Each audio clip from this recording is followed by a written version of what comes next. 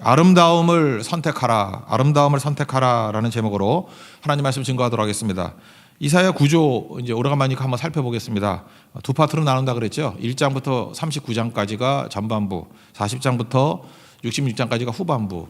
근데 전반부 1장부터 39장까지 내용은 샌드위치 구조로 되어 있습니다. 하나는 스토리와 스토리 사이에 이렇게 끼어 있어요. 1장부터 12장까지는 아하스 이야기예요. 아하스 스토리. 그래서 하나님을 의지하지 않는 자의 모델. 그리고 뒤에 36장 내일부터 살필 건데 36장부터 39장까지 히스기야 이야기입니다. 하나님을 의지했던 사람의 모델. 그리고 가운데 이야기 13장부터 35장까지 내용이 심판 예언입니다. 그러니까 오늘 34장과 35장은 그 샌드위치 같이 가운데 있는 예언의 마지막 장면이라는 것입니다. 되게 대조적입니다. 그날 심판의 날이 오면은 심판임과 동시에 구원이라는 거예요. 그 시험 보는 거와 똑같다 그랬죠. 시험 준비를 안 한 사람은 심판의 날이지만 시험 준비를 잘한 사람은 시험 보는 날이 오히려 구원의 날이죠. 내가 얼마나 공부를 했는지, 내가 얼마나 성적을 얻게 되는지 같은 날이 심판과 구원이 갈라지게 된다라는 것입니다. 지금 요약과 결론인데 34장은 하나님 의지하지 않았던 자들이 당하는 심판이고 35장은 하나님 의지했던 사람들이 바라는 구원. 그래서 이게 대비되어 있다. 그런 구조로 보면 된다는 것입니다. 하나님이 있다, 하나님 의지한다라는 내용이 뭐라 그랬어요? 그것이 사실은 겉으로는 잘 안 되는 것 같이 보여도 마지막에는 최종 승리한다. 그런 내용이라는 것입니다. 그런 의미에서 성경에 나오는 모든 우리 인생이라는 것은 오픈북 테스트입니다. 이렇게 답이 다 있는 거예요. 옛날 수학 문제 같은 거 풀 때 보면 뒤에 답이 있지 않습니까? 풀이까지. 마찬가지로 인생도 이렇게 오픈북 테스트예요. 다 결론이 다 돼 있습니다. 그래서 빨리 이런 거 읽고 내 인생의 결론을 보고 지금을 살면은 지혜로 인생이 된다는 것입니다. 근데 책 다 줬는데도 불구하고 안 읽고 모르고 몰랐다 그러면 그건 어리석음밖에 될 수 없다. 그런 얘기입니다. 오늘도 인생의 마지막에서 우리 인생을 한번 돌아보는 시간 되기를 원합니다. 하나님 의지하지 않았던 그런 34장의 교만한 인생의 말로, 그리고 하나님을 의지했던 하나님 백성들의 구원의 마지막 승리, 그것을 대비해서 당연하겠죠. 우리 35장의 길을 걸어가는 하나님의 종 되기를 바랍니다. 첫 번째는 하나님 없는 백성들의 삶의 핵심이 나오는데 교만이라는 것입니다. 교만. 그래서 교만 중에서도 샘플 하나 딱 뽑았어요. 그게 에돔이라는 나라입니다. 성경을 보면요, 교만한 자들 그러면 제일 많이 나오는 게 바벨론이고, 바벨론은 또 워낙 크고 스케일이 뭐 이것저것 다 포함되어 있기 때문에 뭐 세상 그럴 때는 바벨론 그렇게 말하지만 특별히 교만이라는 것만 놓고 그렇게 축소해서 강조할 때는 에돔을 말할 때가 많습니다. 왜? 에돔이 엄청 교만했거든요. 에돔은 에서의 후예인데 그가 사는 곳이 그 아라비아 사막 밑에 쪽이거든요. 거기 바위도 많고 철옹송이라 그럽니다. 아무도 가서 정복하기 쉽지 않은.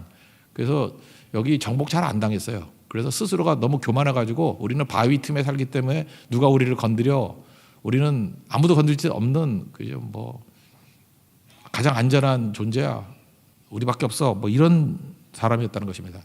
오바댜서가 전체가 에돔에 관한 심판 이야기거든요. 오바댜 1장 3절 읽어봐 드릴게요.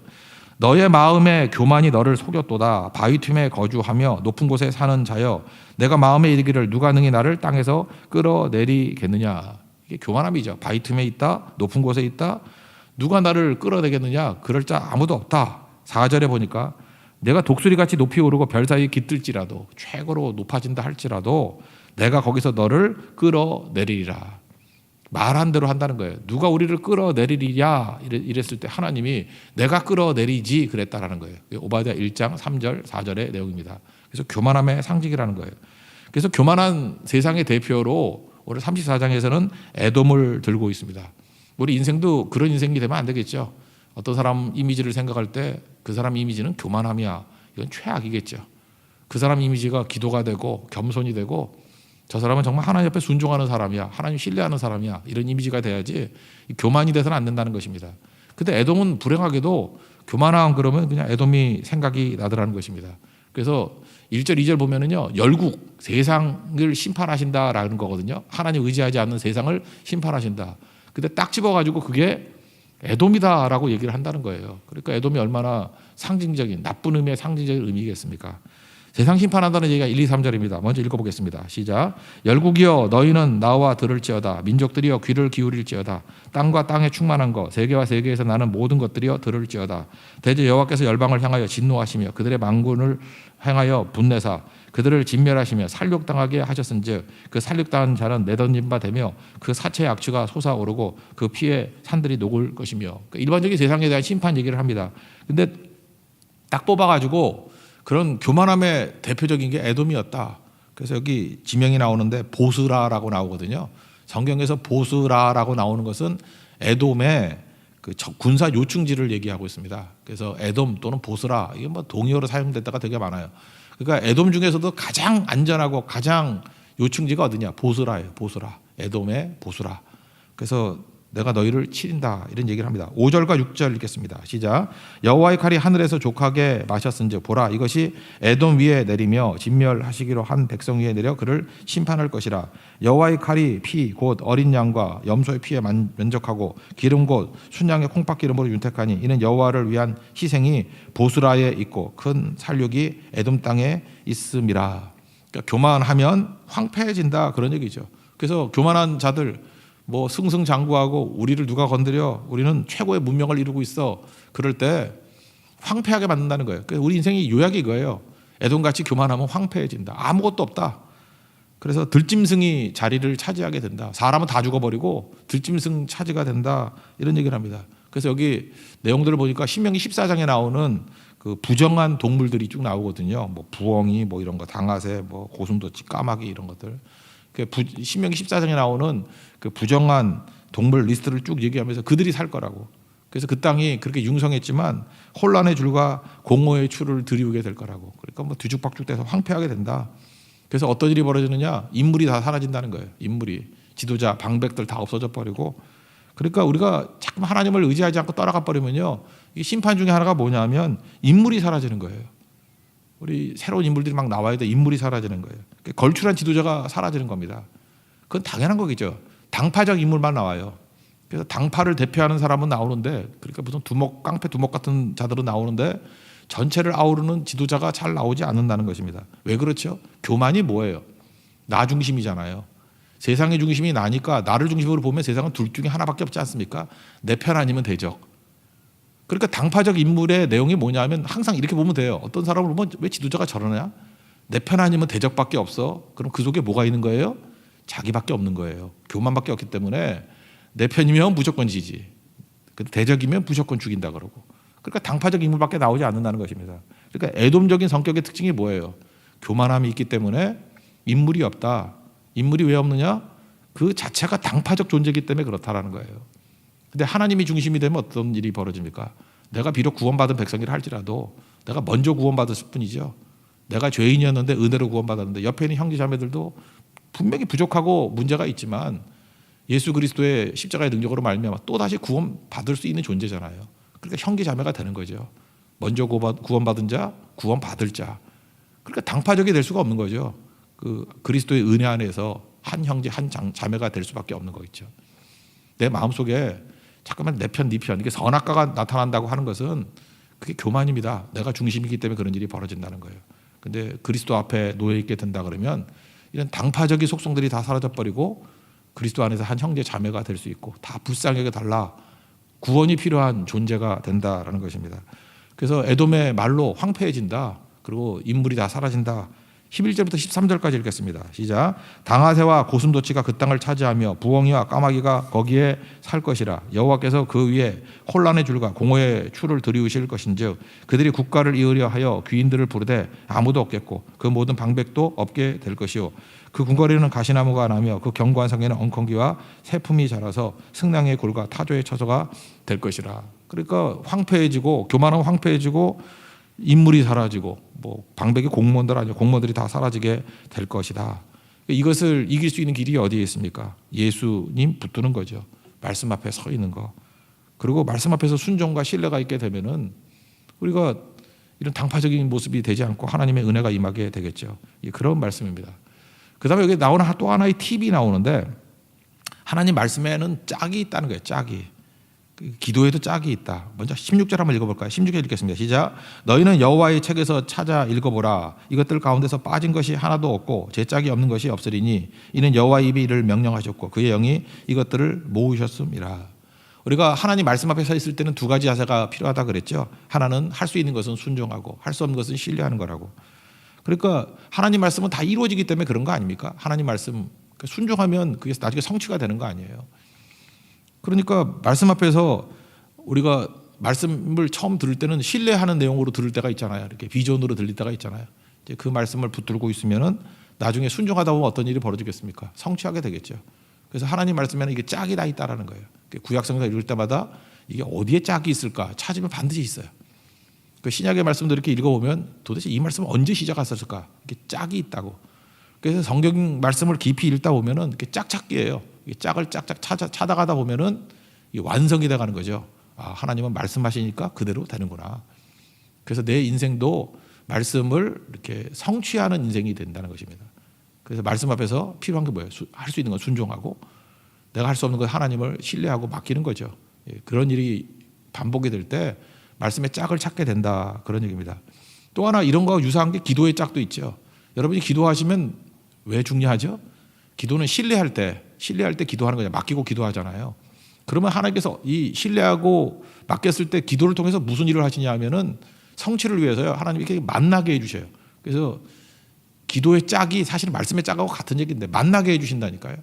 예를 하나 든다 그러면 사도행전 10장에 고넬료가 변화되는 사건이 나오죠. 이거 이방인들 전도에 대한 문이 열린 거잖아요. 이방인들이 처음 믿게 된 거거든요. 근데 사도행전 10장 5절을 보니까 그 앞 2절에 고넬료가 기도하고 있었어요. 기도하고 있는 중에 하나님께서 환상 중에 5절에 이렇게 얘기합니다. 베드로라는 인물이 올 건데 네가 시몬을 청하라고 초청하라고. 그러니까 기도 중에 시몬 베드로를 초청하라는 메시지를 듣습니다. 그 다음에 또 동시에 베드로도 뭐 옥상에선가 기도했어요. 그때 우리 잘하는 거잖아요. 뭐 하늘에서 보자기가 나서 뭐 부정한 음식들이 있는데 뭐 먹으라 그러잖아요. 나는 부정한 거 안 먹습니다. 뭐 이렇게 옥신각신하는 얘기가 나오잖아요. 내가 깨끗하게 한 걸 왜 네가 더럽다 그러느냐. 그러면서 이제 그 환상이 나오잖아요. 이방인까지 구원받는 환상. 그러고 난 다음 베드로에게 20절에 이렇게 얘기합니다. 사람이 올 건데 일어나서 의심하지 말고 함께 가라. 내가 그들을 보내었느니라. 그러니까 고넬료도 기도했고 베드로도 기도했습니다. 그러니까 기도와 기도가 짝을 만난 거잖아요. 이게 엄청난 일이죠. 왜 그런 일이 벌어지죠? 고넬료의 기도가 짝인 베드로의 기도를 만났어요. 이때부터 이방인의 성교의 문이 열린 거라니까요. 그래서 사도행전 10장이 엄청난 얘기죠. 또 하나 뭐 이런 비슷한 얘기가 또 나오는 게 그 16장 같은 데 나오잖아요. 바울이 기도하죠. 원래 그 아시아 쪽 흑해 쪽으로 가려고 그랬다고. 아시아 지방 쪽으로. 근데 해안에서 딱 막힌 거예요. 하나님께서 그를 코너로 몰고 들어와서 꼼짝달싹 못하게 만드시네. 근데 거기서 기도했겠죠. 기도할 때 그 누구를 만나요? 마게도니아는 환상을 만나잖아요. 그래서 빌립보로 가잖아요. 근데 빌립보에 가봤더니 누가 있었어요? 루디아라는 여자, 하나님을 섬기고 기도하는 여인이 있었잖아요. 만나죠. 이때부터 또 유럽 부흥의 역사가 나타나지 않습니까? 그러니까 기도하면 어떤 일이 벌어지냐? 무조건 만난다는 거예요. 여러분 만남에 축복이 없는 이유가 뭐냐면 기도가 없기 때문에 그래요. 간절히 기도하면요 반드시 만나요. 기도하는 여자가 있으면요 그 기도하는 남자 만나요. 진짜 그렇다니까요. 사업하는 사람이 있죠. 기도하면은 기도하는 파트너 만나요. 기도하면요 하나님께서 그 다음 하실 일들을 만나게 해주신다. 그래서 기도하면 놀라운 역사가 나타나게 된다는 것입니다. 말씀에도 짝이 있고 기도에도 짝이 있습니다. 오늘 지금 여러분 그 멍 때리면서 가만히 있지 마시고 하나님 앞에 기도하면은 하나님께서 어떤 만남을 통해서 어떤 일을 벌이실지 이거 다 어마어마한 일들이거든요. 선교의 방향이 바뀌었잖아요. 이 바울의 기도와 루디아의 기도가. 그 다음에 하나의 새로운 지평을 열어버리잖아요. 이방인 선교라는 거. 고넬료의 기도와 베드로의 기도. 우리의 기도도 하나님께서 만나게 해주실 것입니다. 그래서 놀라운 일들을 벌이게 된다라는 거예요. 그래서 오늘 34장에서 보여주는 메시지는 이겁니다. 교만하면은 황폐해진다. 절대로 교만하면 안 되고 하나님 신뢰하는 거. 그죠? 할 수 있는 건 순종하고 하나님이 신뢰하는 거. 그러면은 말씀에도 짝이 있고 기도에 짝이 있다라는 거예요. 우리가 상상도 못하는 놀라운 세계로 우리를 이끌어 가신다. 그 길을 걸어갈 수 있는 믿음의 종되기를 축원합니다. 이제 35장으로 넘어오면은 구원에 관한 말씀입니다. 한 단어로 얘기하고 싶다 그러는데 구원은 1절과 2절 보니까 아름다움이라는 거예요. 여러분 인생을 아름다움을 추구하십시오. 여기 기쁘다, 영광이다, 이 아름다움이다 그랬는데 사실 통틀어면 아름다움이에요. 구원이 뭐냐 그러면 구원은 아름다움입니다. 이렇게 말하는 게 옳다는 것입니다. 35장 1절과 2절 읽겠습니다. 시작. 광야와 메마른 땅이 기뻐하며 사막이 백합화와 같이 피어 즐거워하며 무성하게 피어 기쁜 노래로 즐거워하며 레바논의 영광과 갈멜과 사론의 아름다움을 얻을 것이라. 그것들이 여호와의 영광 곧 우리 하나님의 아름다움을 보리로다. 그러니까 구원받았다는 게 뭐예요? 우리를 추하고 더러운 곳에서 우리를 부르셔서 아름다운 곳으로 이끄셨다, 그런 얘기입니다. 여러분 인생에 여러 가지 상황들이 있잖아요. 내가 고난 당합니다. 근데 고난 당할 때 막 원망하고 욕하고 막 쌍욕하고 너 때문에 그래 그리고 원망하고 이러면은 아름답던가요? 그냥 추하지 않아요? 좀 약간 왜 저러나 그런 생각이 들지 않아요? 근데 고난 중에도 기도하고 견디는 거, 그죠? 그때 요셉 같은 모습을 보면 아름답지 않습니까? 그죠? 이렇게 노예로 팔려가고 감옥에 있고 할 때도 하나님과 동행하는 형통을 누릴 때 참 아름답다, 그런 걸 느끼지 않아요? 그러니까 인생이 아름다워야 된다고요. 인생이 추나 추동이 다 있죠. 봄이 있으면 여름이 있고 여름이 있으면 가을이 있고 가을이 있으면 겨울이 있고 우리 다 이렇게 지나가다가 다 통과하잖아요. 마지막에 우리 누구나 다 통과해야 될 게 있어요. 죽음입니다. 죽음 앞에 어떤 사람은 좀 빨리 올 수도 있고 늦게 올 수도 있고 어떤 사람은 급작스럽게 올 수도 있고 어떤 사람은 준비된 상황에서 올 수도 있고 그래요. 죽음 앞에 설 때 무엇이 아름다운 거죠?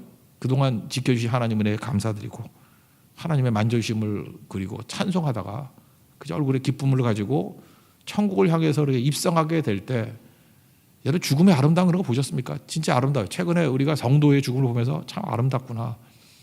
그리고 많은 성도들에게 주시는 게 뭐냐? 죽음의 두려움이 사라진 것 같아요. 불안감이 사라진 것 같아요. 그렇지. 우리가 이게 통과해야 되는 거지. 예수와 함께 가는 길은 영광의 길이지. 그게 아름다움이라고요. 죽음 앞에서 막 이를 갈면서 안 죽어 안 가 하면서 막 일그러질 때 사실은 그 안타까움이에요. 뭐 추하다 그런 것도 있지만 안타까움이 있다라는 것입니다. 그래서 하나님께서 우리에게 구원을 주셨다는 건 뭐냐면 우리 인생 전체를 아름답게 만드셨다, 그런 거예요. 성경을 보면 귀신에 대한 묘사가 그냥 귀신 그리지 않고 항상 그 형용사가 붙더라고. 더러운 귀신 그래요. 그 진짜 그래요. 귀신 들린 사람들에게 만나면 진짜 더러워요. 씻지도 않고 진짜 더럽다고. 최근에 금주간에 제가 본 그 기사 중에 그 1.5평이에요. 1.5평이면 좀 작은 거 아니에요? 무슨 오피스텔인가 뭐 그런 것 같아요. 1.5평밖에 안 되는 데인데 그 청소 대행업체 사람이 올린 사진이에요. 100만 원을 받았대. 아니 1.5평 청소해 주는데 100만 원? 그래서 처음에는 이 기사 읽을 때 좀 너무해. 아니 그 조그만데 뭐 청소하는데 100만 원이나 받아. 근데 그 사진을 보고 난 다음에는 200만 원 받아야지, 그런 생각이 들었어요. 그러니까 한번 보여주세요. 예. 이 청소를 안 한 거지. 화장실 이게 뭐예요? 또 한 장 더 보여주세요. 이게 1.5평이래요. 이게 1.5평. 그런데 그런데 청소를 싹 했다 이렇게 됐어요. 100만 원 할 만하죠. 그래서 그 옛날에 그런 책 있죠. 그 마사다 미스히로라는 일본 사람이 쓴 청소력이라는 책. 청소의 힘, 청소력. 거기 보면은 그 깨끗함이 힘이라는 거예요. 그래서 어떤 새로운 일을 하려고 그러면 청소부터 시작하라는 거예요. 청소부터. 그래서 뭐 그 책에 나오는 얘기인데 어떤 수사관이 이렇게 형사가 범인 잡으러 갈 때 아파트가 쭉 있잖아요. 그러면은 주소를 잘 모르면은 제일 더러운 집부터 수색을 한대. 분명히 더러운 집 순서로 범인이 있을 가능성이 크대요. 집이 깨끗하고 깔끔하면 죄에 잘 안 짓는다는 거예요. 그 책에 나오는 얘기예요. 뭐 맞는지 모르지만 또 허실수로 반대를 할 수도 있죠. 깨끗하게 청소하고 죄 지을 수도 있지만 어쨌든 간에. 그리고 우리가 호텔을 좋아하는 이유가 뭐냐? 뭐 호텔하고 무슨 여관하고 차이점이 뭐냐? 거기 설명이 깨끗하기 때문에. 그죠? 깨끗함. 호텔은 5성급 호텔 그러면 모든 걸 다 바꾼대요. 뭐 진짜인지 모르지만. 근데 무슨 뭐 소위 말하는 모텔 같은 데는 뭐 몇 가지만 바꾼다면 바꾸는 게 다르게 뭐 이상한 냄새 나잖아요, 그죠? 그래서 싹 바꾸는 거 뭐 이런 거. 그리고 놀이동산이 꿈의 자리인 이유가 뭐냐면 깨끗하기 때문에.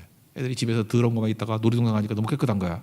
그러니까 이게 천국이야. 아이들의 놀이동산. 그러니까 깨끗해지는 것부터 시작된다는 거예요. 그래서 새롭게 마음 잡을 때 할 일이 뭐냐면 청소부터 하십시오.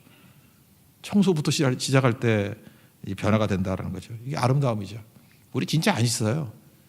베드로도 그렇잖아요. 얼마나 안 씻었는지 그 예수님께서 발 씻어주잖아요. 발 좀 씻어라. 목욕부터 시켜달라 했더니 내가 뭐 때밀이냐 그러면서 네가 하고 처음 믿으면 된다. 발은 날마다 씻어야 되는 거죠. 우리도 그렇죠. 우리가 기도할 때 필요한 게 정결함이 아름다움이에요. 그리고 하나님 앞에서 예수 그리스도를 구원받았지만 날마다 얼마나 교만해지고 얼마나 범죄하고 얼마나 죄는 더러운 거거든요. 죄는 다 더럽잖아요. 더럽지 않은 죄가 있어요. 다 더럽잖아요. 부끄럽죠. 죄를 당당하게 얘기할 수 있는 거 한번 얘기해보세요. 얘기 못해요. 부끄러워서. 죄는 더러움이라고. 그리스도의 보혈의 피로 씻고 정결하게 하는 것, 그게 깨끗함이라는 것입니다. 그래서 천국 가는 모습을 이렇게 묘사해요. 대로가 있는데 그 대로 누가 지나가느냐? 깨끗한 자가 지나간다. 한번 읽어볼까요? 8절 읽겠습니다. 시작. 거기에 대로가 있어 그 길을 거룩한 길이라 일컬은 바 되리니 깨끗하지 못한 자는 지나가지 못하겠고 오직 구속함을 입은 자들은 위하여 있게 될 것이라. 우매한 행위는 그 길로 다니지 못할 것이며. 구속함을 받았다라고 하는 동의어가 뭐로 돼 있어요? 깨끗한 자, 깨끗하지 못한 자는 들어가지 못한다. 우리 그리스도의 보혈의 피로 깨끗하게 씻은 바 될 수 있는 우리 하나님의 종 되기를 바랍니다.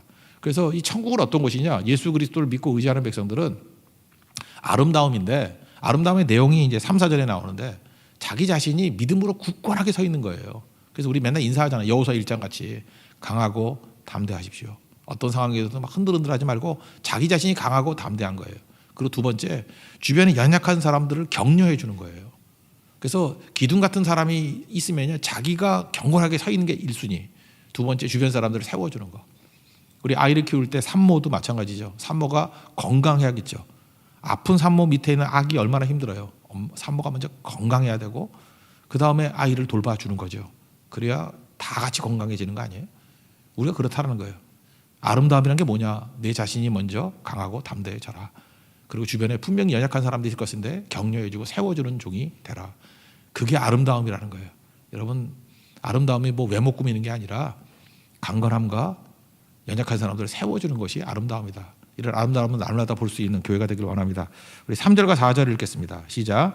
너희는 약한 손을 강하게 하며 떨리는 무릎을 굳게 하며 겁내는 자들에게 이르기를 굳세어라. 두려워하지 말라. 보라, 너희 하나님이 오사 보복하시며 갚아주실 것이라. 하나님이 오사 너희를 구하시리라 하라. 3절은 자기 자신의 얘기, 4절은 격려하는 대상에 대한 이야기. 그게 아름다움이라는 것입니다. 이 아름다움의 완성을 위해서 누가 오시냐? 예수님이 오신다는 거예요. 그래서 우리 5절과 6절은 신약에도 인용되어 있죠. 마태복음 11장인가요? 세례 요한이 오실 그이가 당신입니까? 그럴 때 예수님은 즉답을 하네요. 원래 성경을 많이 아는 분들은요, 성경 말씀으로 대답을 한다고. 우리도 그렇게 편지 좀 보냈으면 좋겠어요. 이렇게 뭐 마태복음 몇 장 몇 절 그러면 거기 나오는 얘기가 뭔지 알면 그걸 알아듣고 대답도 또 뭐 성경에 어디 성경 다 짝이 있으니까 그런 식으로 암호같이 대화를 나누면 얼마나 성경 공부가 많이 되겠어. 이제 한번 해볼까요, 우리도? 예, 성경 말씀으로 대화를 주고 받는 거야. 그 성경을 다 알아야 거의 대답이 될 거 아니에요. 그때 예수님이 이사야 35장의 말씀을 인용해요. 내가 메시아냐고 그 메시아 예언이 나오잖아요. 그래서 여기 나오는 게 뭐냐? 맹인이 눈을 뜨고 못 듣는 자가 귀를 듣고 저는 자가 사슴같이 뛸 것이다. 그거 그렇다라고 하는 거 그 예언된 자가 나다라고 하면 알 거다. 그러니까 세례 요한은 이사야 35장을 아니까 이게 메시아 얘기구나. 특별히 메시아의 특징 중에 하나가 뭐냐면 구약 성경 창세기부터 말라기까지 한 번도 없었던 기적이 뭔지 알아요? 구약에 한 번도 없었던 기적. 그거 혹시 아세요? 맹인이 눈 뜨는 거예요. 맹인이 눈 뜨는 건 창세기부터 말라기까지 한 번도 없어요. 근데 여기 예언으로만 나온 거예요. 성취가 뭐예요? 예수님이 그래서 맹인 눈 뜨게 만드는 게 굉장히 중요한 사건이라고. 이게 메시아에 대한 증거였다고. 맹인이 눈을 떴다. 눈 뜨게 하시는 분이라고. 5절과 6절 한번 읽겠습니다. 시작. 그때 맹인의 눈이 밝을 것이며 못 듣는 사람의 귀가 열릴 것이며 그때 저는 자는 사슴같이 뛸 것이며 말 못하는 자의 혀는 노래하리니 이는 광야에서 물이 솟겠고 사막에서 시내가 흐를 것임이라. 그러니까 사람들이 회복될 뿐만 아니라 땅들까지도 회복되는 일들이 벌어지게 되더라는 것입니다. 그러니까 하나님 앞에서 이런 구원이 임하게 된다는 거예요. 구원은 뭡니까? 하나님의 형상 회복이 되는 것고 구원은 하나님 앞에서 능력 있게 쓰임받는 모습으로 가게 되더라는 것입니다. 그래서 그런 백성들이 회복된 백성들이 승리한 백성들이 하나님께로 나아오더라. 그게 마지막 장면입니다. 읽고 마치겠습니다. 9절 10절입니다. 시작. 거기에는 사자가 없고 사나운 짐승이 그리로 올라가지 아니하므로 그것을 만나지 못하겠고 오직 구속함을 받은 자만 그리로 행할 것이며 여호와의 속량함을 받은 자들이 돌아오되 노래하며 시온에 이르러 그들의 머리 위에 영영한 시락을 띠고 기쁨과 즐거움을 얻으리니 슬픔과 탄식이 사라지리로다. 35장 핵심이 무엇입니까? 구원이 뭐냐 이거죠. 구원을 받는다는 건데 예수님 의지하면 하나님 의지하면 구원받는데 구원은 아름다움이다. 구원은 깨끗함이다. 또 마지막 뭐예요? 구원은 천국에 들어가는 승리다. 특별히 여러분 아름다움을 선택하십시오. 그리고 아름다움은 깨끗함이 아름다움이겠죠. 이 아름다움. 죄는 더러움입니다. 우리가 무슨 일을 하든지 항상 아름다운 것을 선택하게 될 때 그것이 하나님의 길이 되고 하나님의 능력이 될 것입니다. 그 길 걸어가는 주의 종 되기를 축원합니다. 자리에서 일어나겠습니다. 나는 주님께 속한 자 전하겠습니다.